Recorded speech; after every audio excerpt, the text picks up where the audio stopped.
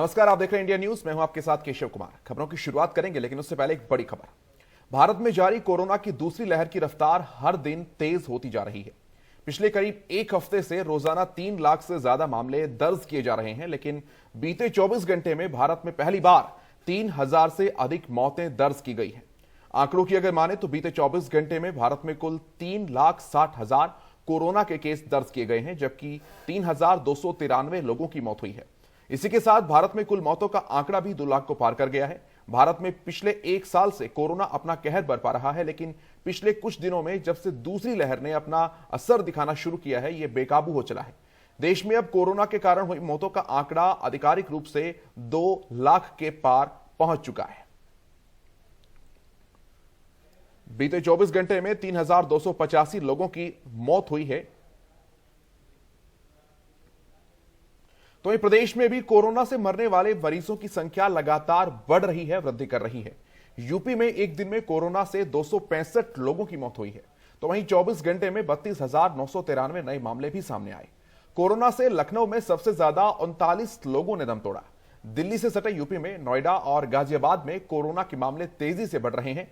गाजियाबाद में 1068 कोरोना के नए मरीज मिले हैं और 15 की जान गई है। नोएडा में मंगलवार को 971 मामले सामने आए। 12 लोगों की कोरोना के चलते मौत हो गई।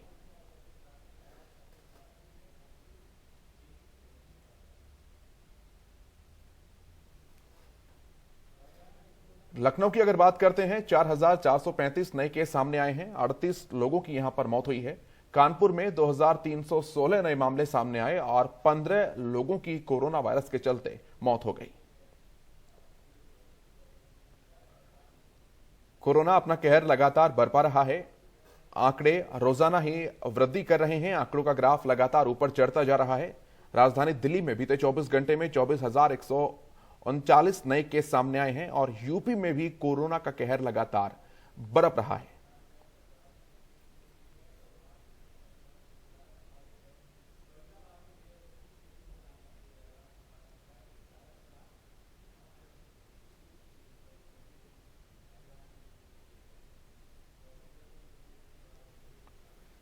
आए दिन कोरोना का आंकड़ा लगातार अपने ग्राफ को ऊपर लेकर जा रहा है। रिकवर केसेस की संख्या अगर अपेक्षाकृत तुलना करें इन्फेक्टेड केसेस की संख्या से थोड़ी सी कम अभी नजर आती है, जो चिंता की बात है। और इस दिशा में प्रदेश सरकारें लगातार अपने कदम बढ़ा रही है, लगातार प्रयास कर रही है कि किसी तरह इन्फेक्टेड मामले, जो संक्रमित मामले हैं, उनको किसी प्रकार से ठीक किया जा सके। लेकिन आंकड़ा लगातार बढ़ रहा है। इन्फेक्टेड केसेस का आंकड़ा तो बढ़ ही रहा है, इसके साथ साथ मौतों का आंकड़ा भी लगातार बढ़ता जा रहा है। प्रदेश की राजधानी लखनऊ की अगर बात करते हैं, 4,435 नए मामले बीते 24 घंटे में सामने आए हैं। 38 लोगों की यहां पर मौत हुई है।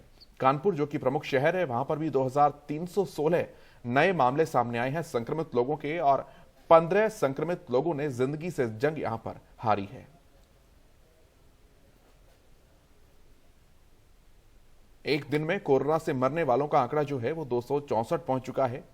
राजधानी लखनऊ से रिकॉर्ड मामले सामने आ रहे हैं। 3,62,757 कुल मामले बीते 24 घंटे में सामने आए हैं और कुल मिलाकर देश भर में 3,285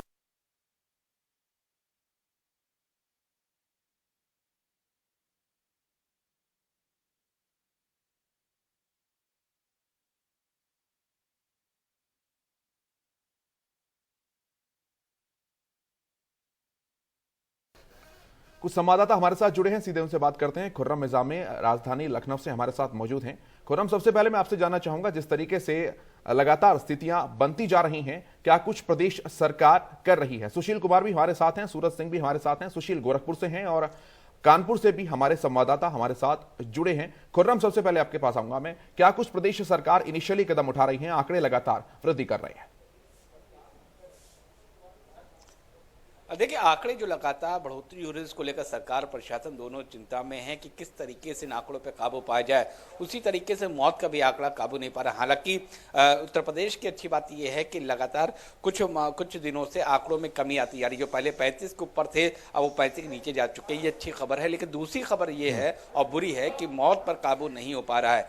इसके लिए सरकार आखिर कर क्या रही है? पहली बात, सरकार इसके लिए लगातार ऑक्सीजन की आपूर्ति कैसे की जाए, उसके लिए प्रयासरत है। लेकिन ये कोशिश भी नाकाम है, क्योंकि जिस तरह से डिमांड सप्लाई के बीच में लंबा गैप है उसको भरने में काफ़ी वक्त लग रहा है। ये वजह है कि जो एक खबर आई है आपके मेरठ से, जहां ऑक्सीजन ना मिलने से 11 लोग की मौत बताई जा रही है। हालांकि वहां का जिला प्रशासन है और जो हॉस्पिटल है वो कह रहा है कि मौत ऑक्सीजन ना मिलने की वजह से नहीं हुई है, लेकिन मौत फिर भी हुई है। दूसरी बात यह है कि जो डीआरएम है यहाँ के, उनका ये कहना है कि और टैंकर ना मिलने की वजह से जो ऑक्सीजन लाने की प्रक्रिया है उसमें थोड़ी सी देरी हो रही है। हालांकि लगातार टैंकर बोकारो से आ रहे हैं और उसको लगातार डिप्लॉय किया जा रहा है जिससे कि ऑक्सीजन की आपूर्ति हो सके। जो हालात हैं वो 30 से 35% काबू में आ चुके हैं। अगर हम ऑक्सीजन की बात करें और अस्पतालों के, बड़े अस्पतालों, सरकारी अस्पतालों की बात करें, तो वहीं लगातार किस तरह से गैस प्लांट लगाए जाए उत्तर प्रदेश में, उस पर लग रहा है पीएम केयर फंड से भी काफी यहाँ ऑक्सीजन रिफिलिंग स्टेशन बनने हैं, ऑक्सीजन प्लांट बनने हैं। तो जब वो काम करना शुरू कर देंगे तो जाहिर सी बात है ऑक्सीजन की जो दिक्कत है वो तकरीबन पूरी हो जाएगी और कम से कम ऑक्सीजन की किल्लत से कोई मरेगा नहीं। लेकिन दूसरी बात जो है, जो सिस्टम है वो काम ठीक से नहीं कर रहा है। हालांकि मुख्यमंत्री लगातार निर्देश दे रहे हैं, लगातार चीजों को और सरलीकरण कर रहे हैं, लेकिन जो सिस्टम है वो यहाँ लाचार नजर आ रहा है, या यूं कहिए नाकारा नजर आ रहा है। क्यों मैं ये बात कर रहा हूं? इसलिए कि पहली बात है कि रेफरल लेटर की जरूरत नहीं है सीएमओ की आप कहीं भी एडमिशन के लिए, लेकिन अभी भी कोई हॉस्पिटल से वो कहते हैं रेफरल लेटर चाहिए। दूसरी बात यह है कि जो हॉस्पिटल को अनपैनल्ड किया गया है और उनके नंबर जारी किए गए और उनसे कहा जाता है कि आप वहां फोन करिए, वहां आप एडमिशन मिल जाएगा। अगर आप कोविड पेशेंट है, रेफरल लेटर जरूरत नहीं है, तो वहां से जवाब ये मिलता है, या तो फोन नहीं उठता है, अगर फोन उठता है तो जवाब ये मिलता है कि हमारे पास ऐसा कोई आदेश पहुंचा नहीं है। तो ग्राउंड जीरो की रियलिटी क्या है ये भी मुख्यमंत्री योगी आदित्यनाथ को चेक करनी होगी खुद इन पर्सन। जैसे कि सीएम ऑफिस ने कुछ महीने पहले ये चेक किया था कि जो आदेश दिया था मुख्यमंत्री ने एसपी, एसएसपी, डीएम कमिश्नर को कि आप उठाएंगे सीओजी, सबका उठाएंगे फोन और उनको एड्रेस करेंगे ग्रीवांस को, तो वो खुद चेक किया था। काफी जिले फेल हुए थे। ठीक उसी तरीके से एक बार फिर रियलिटी चेक करना पड़ेगा सीएम के कार्यालय को, ये मालूम करने के लिए, ये पता जो है एडमिनिस्ट्रेटिव लैप्सेस खुलकर यहां पर सामने आ रहे हैं। ठीक है, मैं गोरखपुर की तस्वीर जानता हूं। सुशील, आपके पास में आऊंगा। गोरखपुर के क्या कुछ हालात हैं?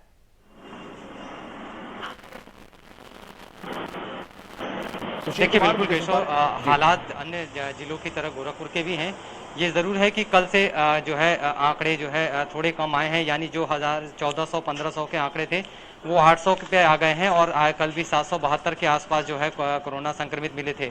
और ऐसे में जो गोरखपुर की अगर बात करें तो अभी तक तकरीबन 38,400 कुछ जो है संक्रमित व्यक्ति मिल चुके हैं। वहीं तकरीबन 28,000 के आसपास जो है ठीक भी हुए, यानी 10,000 के केवल बस रह गए हैं, जिनमें से 9,000 के आसपास एक्टिव केस हैं। तो कहीं ना कहीं जो 428 की जो मौतें आंकड़े हुए हैं वो अपने आप में जो है कहीं ना कहीं फिर भी चौंकाने वाले हैं। लेकिन वहीं दूसरी तरफ अगर बात करें तो जो आंकड़े हमें मिल रहे हैं या जो सरकारी आंकड़े हैं उससे कहीं ना कहीं परे हैं, क्योंकि हर दिन जो है तकरीबन 12, 13, 17, 18 ऐसे मौतें हो रही हैं। राप्ती घाट पे जो है लाशों की लाइन लगी हुई है जलाने के लिए, लेकिन उसके बाद भी जो आंकड़े आते हैं वो महज 1 या 4 या 5 के आते हैं। क्योंकि पूरी तरह से आप देखें, कल भी अगर बात करें तो एक आरुषि हॉस्पिटल है जहाँ पे ऑक्सीजन खत्म होने से 3 से 4 लोगों की मौत हो गई थी। वहीं रेलवे अस्पताल में जब मौत हुई थी तो परिजन खुद जो है पोस्टमार्टम घर से वहाँ से उनको लेकर के जा रहे थे, अपने खुद जो है उस कोविड-19 जो मरीज है जो मरा हुआ था उसके अपने परिजन को लेकर के जा रहे थे, परिजन उसके लेके जा रहे थे। तो वहीं से तमाम ऐसे हॉस्पिटल है जहाँ पे ऑक्सीजन कभी 3 घंटे, कभी 2 घंटे, कभी प्रशासन पहुँचा पाती है तो कभी उस दौरान कई मौतें हो जाती हैं। तो हालात बद से बदतर है, कहीं बेड नहीं खाली है, ऑक्सीजन की भी कमी लगातार हो रही है। तो कह सकते हैं कुल मिला जुला करके स्थिति अभी पूरी तरीके से तनावपूर्ण है, जिसको लेकर के लगातार जो सरकार या जिला प्रशासन उसे कवायद करने की कोशिश कर रही है। क्योंकि एक ऑडियो भी कल वायरल हो रहा था यहाँ के जिला अधिकारी का। उस ऑडियो में जब एक मरीज देवरिया का था, वो जब डीएम साहब से कहता है कि हमें बेड चाहिए, हमारा पेशेंट बहुत सीरियस है, तो डीएम साहब का ऐसा जो है बोल रहता है कि कहीं ना कहीं वो पेशेंट भी निराश हो जाता है। वो कहते हैं कि हम कहाँ से ले आके दें, कोई ही नहीं हमारे पास व्यवस्था, और आप जाइए, अगर आपको बहुत ज़रूरी है तो दूसरे पेशेंट को निकाल करके अपने सो जाइए। तो इस तरह की बातें सामने आ रही हैं। तो आप समझ सकते हैं बिल्कुल कि किस तरह से आम जनता पूरी तरह से अब निराश हो चुका है और परेशान है, और कहीं भी उसको कोई रास्ता अब दिखता नजर नहीं आ रहा है। ठीक है, कानपुर से सूरज भी हमारे साथ जुड़े हैं। सूरज, यहाँ का व्यवस्था और प्रबंधन तंत्र जो है वो किस तरह से काम कर रहा है? क्योंकि बीते 24 घंटों की अगर मैं बात करूं 2316 नए मामले सामने आए हैं, 15 लोगों की मौत हुई है कानपुर में। सूरज। बिल्कुल केशव, आपको बताते हैं जिस तरीके से देखिए यूपी में लगातार केसेस बढ़ रहा है कोरोना के, कानपुर में उससे छूता नहीं है। वहीं पर कानपुर में लगातार जिस तरीके से कोरोना केसेस बढ़ रहे हैं, जिला प्रशासन के लिए काफ़ी चिंता का विषय बना हुआ है, क्योंकि जो तीमारदार अपने मरीज को लेकर के अस्पताल में पहुंचते हैं तो उनका सही तरीके से इलाज नहीं हो पाता। हालांकि उनको संतुष्टि नहीं मिल पाती कि उनका मरीज कहाँ एडमिट होगा, किस तरीके से उसको ट्रीटमेंट किया जाएगा। वहीं पर जब जिला प्रशासन द्वारा पब्लिश नंबर पर फोन किया जाता है तो उनको सेटिस्फाई जवाब नहीं मिल पाता है। जिस तरीके से वो तीमारदार अपने परिजनों को लेकर के काफी भयभीत हो जाते हैं। तो हालांकि लगातार मौतों का आंकड़ा कानपुर में बढ़ रहा है। आपको बताते हैं कल रात में कानपुर के कुछ डॉक्टरों ने कोरोना के जो इलाज है उसको करने से मना कर दिया था। हालांकि जिला अधिकारी ने यह आदेश किया था कि कोई भी डॉक्टर सरकारी हो चाहे प्राइवेट हो, वो कोविड के मरीजों को देखने के लिए मना नहीं कर सकता। अगर कोई मना करेगा तो उस पर वैधानिक कार्रवाई की जाएगी। तो ये कहा जा सकता है कि जिस तरीके से लगातार कानपुर में कोरोना के केसेस बढ़ रहे हैं, डॉक्टर भी यहाँ पर भयावह हो चुके हैं क्योंकि अपनी ड्यूटी कटाने की कोशिश में लगे हुए हैं। लेकिन जिला प्रशासन लगातार इस तरीके की कोशिशें कर रहा है कि लोगों को उस पर इलाज मिल सके सही तरीके से। जी केशव। ठीक है खुर्रम, मैं आपके पास वापस लौट कर आता हूं। जिस तरीके से अगर प्रदेश के अन्य डिस्ट्रीब्यूशन चेन की अगर बात की जाए तो क्या यूपी में डिस्ट्रीब्यूशन चेन जो है, ये पूरा सिस्टम है, ये किस तरह से काम कर रहा है? क्योंकि कमोबेश हर जिले से, हर अस्पताल से शिकायत जो एक कॉमनली सामने आती है वो यही है कि ऑक्सीजन की सप्लाई अच्छे तरीके से नहीं हो पा रही है, रेमडेसिविर जैसी दवाएं जो हैं वो ठीक से नहीं मिल पा रही है। जबकि प्रदेश सरकार का ये कहना है कि प्रचुर मात्रा में इनका स्टॉक उपलब्ध है। तो क्या वाकई डिस्ट्रीब्यूशन चेन में कोई खामी है, कोई कमी है, और इसे ठीक करने के लिए क्या कुछ प्रयास किया जाता है? देखिए, इसको ठीक करने के लिए प्रयास एक ही है कि सीएम योगी आदित्यनाथ को खुद रियलिटी चेक करना पड़ेगा, उनके कार्यालय को खुद रियलिटी चेक करना पड़ेगा। उन्हें सोशल मीडिया हो या फिर मीडिया हो, मेन स्ट्रीम मीडिया हो, उनकी जो खबरें आ रही है उसकी ऑथेंटिसिटी मानते हुए चेक करना पड़ेगा। मसला हम बात करें थे कानपुर, हमारे सहयोगी सूरज कुमार ने कहा है, आप बात करिए सुशील कुमार गोरखपुर जो कह रहे हैं, और जो मैं यहाँ लखनऊ में हालात देख रहा हूँ, अगर जो मैंने मेरठ की बात की उसकी देखिए, आप आगरा की वो तस्वीर याद करिए जहाँ पर एक महिला अपने पति को एक ऑटो बैठ करके मुंह से ऑक्सीजन देने की कोशिश करी या सीपीआर देने की कोशिश करी है, या वो नजारा याद करिए कि ऑक्सीजन की एम्बुलेंस ना मिलने के कारण एक डेड बॉडी को गाड़ी के ऊपर लाद करके बांध करके ले जाया जाता है। ये सब वो नजारे हैं जो परेशान करते हैं और ये सवाल करने पर मजबूर करते हैं कि आखिर इतनी कोशिशों के बावजूद भी ऐसे नजारे क्यों देखने को मिलते हैं। सही बात है कि डिस्ट्रीब्यूशन चेन जो है वो आखिर क्यों नहीं ठीक से व्यवस्थित हो पा रही है। उसका मामला यह है कि जो डिमांड और सप्लाई है, चाहे वो ऑक्सीजन हो, चाहे बेड हो, चाहे वेंटिलेटर हो, डिमांड और सप्लाई के बीच में जो इतना बड़ा गैप क्रिएट हो गया उसको भरने में काफी वक्त लग रहा है। हालांकि मेहनत कर रही है, कोशिश चल रही है, ईमानदारी से भी कोशिश चल रही है, लेकिन जो डिमांड और सप्लाई का गैप है इतना बड़ा है कि उसको भरने में बहुत वक्त लग रहा है। चिताएं शांत नहीं हो रही है, कब्र खोदने वाले नहीं मिल रहे, इतनी ज्यादा मौतें हो रही हैं। तो जाहिर सी बात है कि मुख्यमंत्री को यह देखना पड़ेगा कि जो बातें वो कहते हैं कि ऑक्सीजन की कमी नहीं है, और अगर कहीं मौतें हो रही हैं तो आखिर वो मौत कैसे हो रही है। अधिकारी क्या कहते हैं, मीडिया क्या कहती है, ये मत देखिए, ये देखिए कि वहां वास्तव में ऑक्सीजन है कि नहीं है। अगर इस लेवल पे काम करेंगे, कौन अगर कोई शिकायत आ रही है तो उसको ऑथेंटिसिटी मत जाती है, ये पता करिए कि वो जांच जो शिकायत हो रही है, अफवाहें एक तरफ है, उसको भी टैकल करने की कोशिश की जा रही है। लेकिन हैरानी की बात यह है कि रेमडेसिविर इंजेक्शन आखिर कालाबाजारी कैसे हो रही है। एक डॉक्टर कल ही पकड़ा गया है लखनऊ में, उसने स्कूटर खरीद ली कालाबाजारी करके। आप ऐसे समझ सकते हैं कि जो कालाबाजारी करने वाले हैं वो they are minting the money, लेकिन जो जरूरतमंद उनको मिल नहीं रही है, 20,000-30,000 का दिया जा रहा है। वही ऑक्सीजन की बात, आज भी कतार लगी हुई है, जो रिफिलिंग स्टेशन हैं लखनऊ के और जगहों पर आज भी कतार लगी हुई है। जो होम आइसोलेशन में है, आज भी उनको बड़ी मशक्कत करने के बाद एक ऑक्सीजन सिलेंडर मिल पाता है। कैसे मिल पाता है ये उनका दिल ही जानता है। तो जो चेन ऑफ डिस्ट्रीब्यूशन है, जो सप्लाई है, उसको आप दुरुस्त कैसे करेंगे ये देखने की जरूरत है, ना कि इसको समझने की कोशिश किया जाए कि हर चीज अफवाह नहीं होती, ये भी समझने की बात है। ये सरकार को देखना पड़ेगा और साथ ही प्रशासन को भी समझना पड़ेगा कि सबसे ज्यादा जिम्मेदारी उन पर है, क्योंकि वो पब्लिक डीलिंग कर रहे हैं। उनके पास अगर कोई परेशान हालात आता है तो जाहिर सी बात है उनको बहुत ज्यादा सब्र बर्दाश्त करना पड़ेगा, सब्र करना पड़ेगा और सुनना पड़ेगा। आम जनता को अगर अधिकारी आम जनता की नहीं सुनेंगे तो जाहिर सी बात है पैनिक की सिचुएशन क्रिएट होगी ही, और कालाबाजारी को भी इससे फायदा मिलेगा। सबसे बड़ी बात यह है कि आखिर रेमडेसिविर इंजेक्शन की कालाबाजारी हो कैसे रही है, जबकि बड़ा फुल प्रूफ प्लान होता है ऐसे इंजेक्शन। अगर आपको प्रिस्क्रिप्शन का मिल नहीं सकता है, एक सीमित मात्रा में ही मिल सकती है, सीमित संख्या में मिल सकती है, तो आखिर जो कर रहे हैं वो डॉक्टर्स ही हैं। ये शर्म करने वाली बात है और बिल्कुल शर्मिंदगी वाली बात है कि एक डॉक्टर जिसको धरती का भगवान कहा जाता है, वो आपदा में अवसर नहीं, आपदा में मुनाफाखोरी कर रहे हैं। ये एक बड़ी समस्या की बात है, इसको टैकल करना। जिस तरह से गिरफ्तार किए जा रहे हैं, एनएसए उन पर लगाने की बात की गई है मुख्यमंत्री द्वारा, तो जाहिर सी बात है बहुत कुछ देखना होगा मुख्यमंत्री को और अधिकारियों को कि आखिर दिक्कतें कहाँ है। एक पूरा फ्लो चार्ट बनाना पड़ेगा कि हर किन किन अस्पतालों में क्या क्या दिक्कत है, फिर उनको सॉल्व करना पड़ेगा। डीआरडीओ द्वारा जो यहाँ पर लखनऊ में जो अस्पताल बनाया जा रहा है शिल्पग्राम में, वो तकरीबन तैयार हो चुका है। उसको स्टार्ट होने से बहुत राहत मिलेगी। जो ऑक्सीजन प्लांट अब लगने जा रहे हैं, अगर वो जल्दी स्टार्ट हो जाते हैं तो जाहिर बात ऑक्सीजन की सप्लाई बेहतर हो जाएगी। अगर ऑक्सीजन सप्लाई बेहतर हो जाती है तो जाहिर सी बात है बहुत सारे पेशेंट ऐसे हैं जिनको वक्त पर ऑक्सीजन मिल जाए तो बहुत जल्दी डिस्चार्ज किए जा सकते हैं। तो वहीं पीएम एसोसिएशन ने एक और मशवरा दिया कि आप आयुष जो हॉस्पिटल्स हैं उनको भी कोविड ट्रांसफॉर्म करिए। जो मौलाना कल्बे जवाद है, उन्होंने कहा कि जो सिफ्तानाबाद का इमामबाड़ा है और तमाम चीजें उनको भी आप कर सकते हैं। बहुत सारे स्कूलों ने प्रपोजल दिया हुआ है तो कर सकते हैं। लेकिन जो दिक्कत सबसे बड़ी है वो ये है कि ऑक्सीजन सप्लाई नहीं है। अगर ऑक्सीजन नहीं है तो जाहिर सी बात है फिर इलाज होना बहुत मुश्किल है, क्योंकि सैचुरेशन पॉइंट अगर 70 है, 65 है, 75 है, 80 के नीचे है तो बिना high grade high pressure oxygen के उनकी जान नहीं बचाई जा सकती है। और तीसरी बात जो सबको समझना पड़ेगा वो ये है कि 90 के नीचे ही जाने से ऑक्सीजन जरूरत पड़ सकती है, लेकिन 90 के ऊपर है तो आप पैनिक की मत होइए। अगर आप घर ऑक्सीजन रखा हुआ है, उसकी जरूरत नहीं पड़ रही है और आपका सैचुरेशन पॉइंट सही चल रहा है तो आप कृपया करके उनको दीजिए जो जरूरतमंद हो। जब तक कि इस तरीके की भावना समाज में जागृत नहीं होगी तब तक की मदद नहीं हो पाएगी। और वहीं प्रशासन हो या सरकार हो वो अपनी कोशिश कर रही है, लेकिन जब तक ऑक्सीजन की कमी पूरी नहीं होगी तब तक की ये कहना बड़ा मुश्किल है कि जो मौत की संख्या है उसको कमी कैसे लाई जा सकती है। निश्चित तौर पर ऐसा खुर्रम, यहाँ पर डरने की आवश्यकता नहीं है, सामना करने की ज्यादा आवश्यकता है। गोरखपुर से हमारे साथ सुशील भी जुड़े हुए हैं। सुशील, मैं आपके पास आऊंगा। गोरखपुर से मुख्यमंत्री का कुछ विशेष लगाव रहा है, उनका पुराना क्षेत्र भी रहा है। वैसे संवैधानिक पद पर बैठे किसी भी व्यक्ति के लिए पूरा प्रदेश, सब जिले एक समान होते हैं, लेकिन गोरखपुर की अगर विशेष तौर पर बात करूं, क्या जो डिस्ट्रीब्यूशन चेन की हम जो बात कर रहे हैं, क्या हालातों की जो हम बात कर रहे हैं, वो किस तरीके के यहां पर है? क्या यहां पर भी ऑक्सीजन चेन की कमी है? और अगर ऐसा है तो फिर स्थानीय सांसद जो हैं या स्थानीय जो तंत्र है वो केंद्र के साथ किस तरीके से समन्वय कर काम करने का प्रयास कर रहा है? सुशील।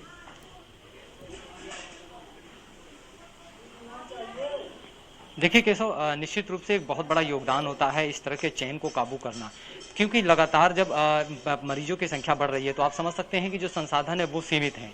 ऑक्सीजन प्लांट यहाँ पहले केवल 2 हुआ करते थे, यानी आरके और मोदी, ये 2 ऑक्सीजन प्लांट मिलकर के तकरीबन जो है 2600 के आसपास जो है ऑक्सीजन की सप्लाई करते थे प्रतिदिन सिलेंडर। लेकिन जब डिमांड बढ़ने लगी तो प्रतिदिन 3200 से 3300 की अब डिमांड आने लगी। ऐसे में वो 2600 भी कम पड़ने लगे और कभी लीकेज हो जाना, कभी किसी वजह से ठप हो जाना, कभी जो है लिक्विड टैंकर नहीं पहुंचना, उसकी वजह से ऑक्सीजन जब ठप होने लगा तो स्थितियां बद से बदतर होने लगी। तब उसके बाद से, क्योंकि ये मुख्यमंत्री का गृह जनपद है, आपने सही कहा कि मुख्यमंत्री का गृह जनपद है, यहाँ से उनका लगाव भी है। तत्काल लखनऊ से जब जो है प्रशासनिक अमला जो है एक्टिव हो जाता है, उसके बाद यहाँ पे एक और प्लांट की शुरुआत होने लगती है, अन्नपूर्णा।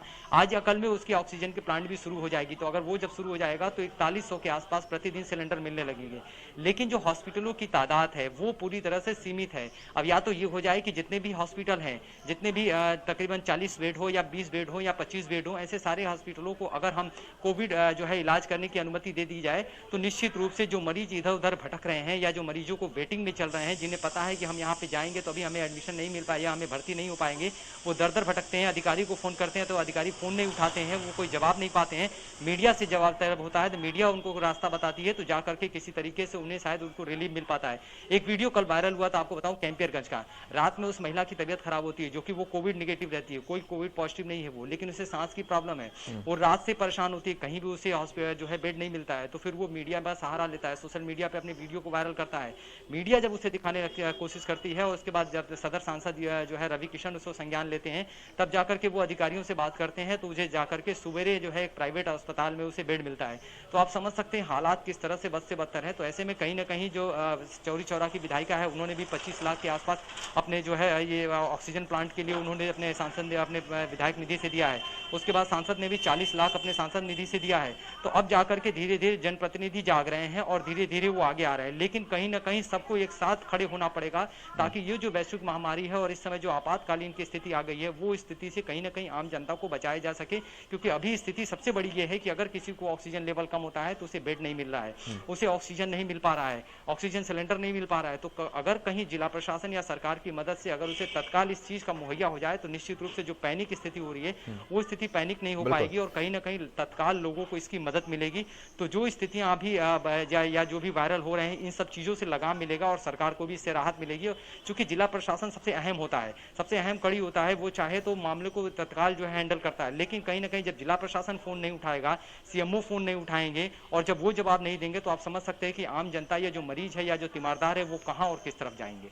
निश्चित तौर पर सूरज, मैं आपके पास आना चाहूंगा, क्या कानपुर और आसपास के इलाकों में भी कोई ऑक्सीजन प्लांट नया लगने वाला है? अगर वो लगेगा तो कितने लोगों को, कितने दायरे को इसका फायदा मिल सकता है? सूरज।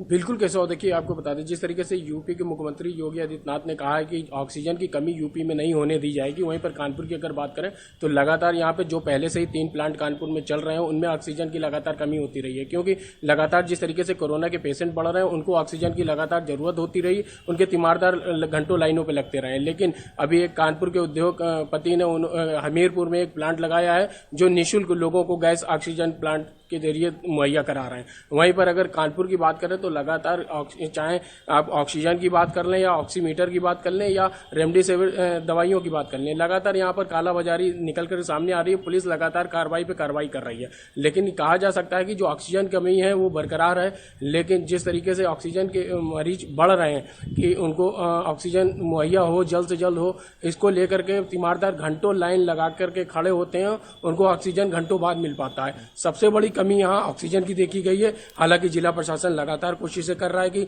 सबको ऑक्सीजन मिले, जिंदगी बचाई जा सके, लेकिन कहीं ना कहीं किसी भ्रष्टाचार की भेंट चढ़ता हुआ या ऑक्सीजन का जो कालाबाजारी का खेल है वो आए दिन सामने निकल करके आ रहा है, जिससे मरीजों की मौत हो रही है। खुर्रम, मैं आपके पास आता हूं। अभी अगर एक्सपर्ट्स की, विशेषज्ञों की, डॉक्टर्स की बात माने तो ये कोई पीक वाले हालात नहीं है। ये अभी ऐसी कंडीशंस नहीं आई हैं जब कोरोना अपने चरम पर पहुंच चुका है। अभी सिचुएशंस, परिस्थितियां ऐसी हैं कि वो लगातार बढ़ रहा है। लेकिन अभी से ही हालात अगर ऐसे हैं तो आने वाला समय इसका मतलब और भी चुनौतीपूर्ण हो सकता है। इस बीच एक और अपडेट भी हमारे पास आ रही है, एक बड़ी खबर भी सामने आ रही है। आप सभी का तमाम बातचीत और जानकारी के लिए बहुत धन्यवाद।